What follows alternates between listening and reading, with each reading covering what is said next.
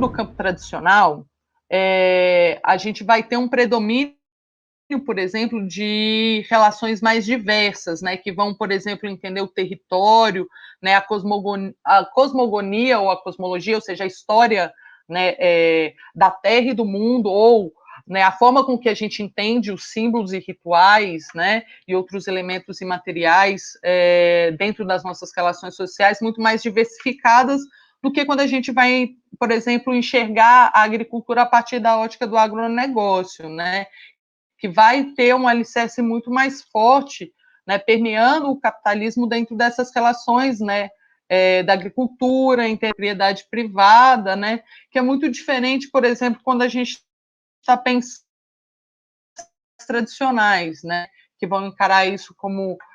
um território coletivo, um território de uso comum, né? Então a gente entende, inclusive, as relações da natureza de forma bastante diversificada, né? É importante ressaltar aqui que existem dentro da geografia várias formas, né, de pensar essas relações, né? Eu não estou aqui tentando endossar nenhum tipo de autor ou teoria específica, mas isso são elementos que estão aí dentro do escopo de compreensão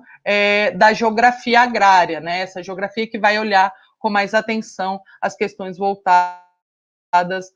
aí à agricultura. Né? Dentro da relação, né, vinculada à questão da terra, né, assim como eu tinha falado anteriormente, no campo tradicional a gente vai ter uma relação muito mais diversificada, né, pautando inclusive essa relação, né, das comunidades. No campo do agronegócio, que aí tem uma polêmica, né? Por que a gente fala que existe uma tendência maior, né, à concentração da terra? Inclusive porque o modelo produtivo, né, pautado na produção da grande escala, né, pautada numa produção de commodities de baixo valor agregado, ela demanda, né, uma concentração de terra para, inclusive, tentar manter esse lucro, essa roda viva, girando constantemente, né? Isso não significa que, muitas vezes, isso é benéfico, né, para aquele território, né? Pensando na região Matopiba, né, enfoquei aqui um pouco pela participação no próprio Tocantins, né, e eu acho que essa questão é muito central para pensar, né, por exemplo, a formação das pessoas que vão sair, né, de Colinas, e pensando na agricultura, é um central aí, inclusive de atuação desses alunos, né. Então, pensando uma Matopiba, né, enquanto campo tradicional, ele foi um pouco ignorado pelo discurso oficial, né, a gente tem claramente, né, comunidades tradicionais, né, compondo essa população do Matopiba, né, e as diversas fitofisionomias do bioma cerrado, né, e dos outros biomas que acontecem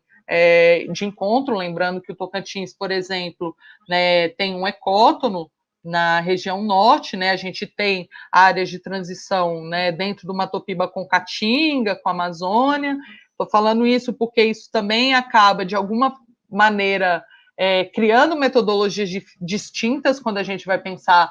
na atuação do geógrafo, né, no território. Então, às vezes, a gente tem que pensar em metodologias de atuação distintas de acordo com os biomas também, né, já que a nossa atuação está diretamente ligada a essa questão da natureza, né, e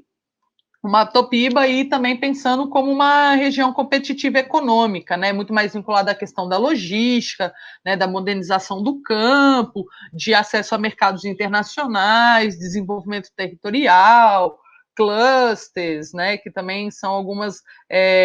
linguagens internacionais que às vezes são utilizadas aí no campo do agronegócio também, né.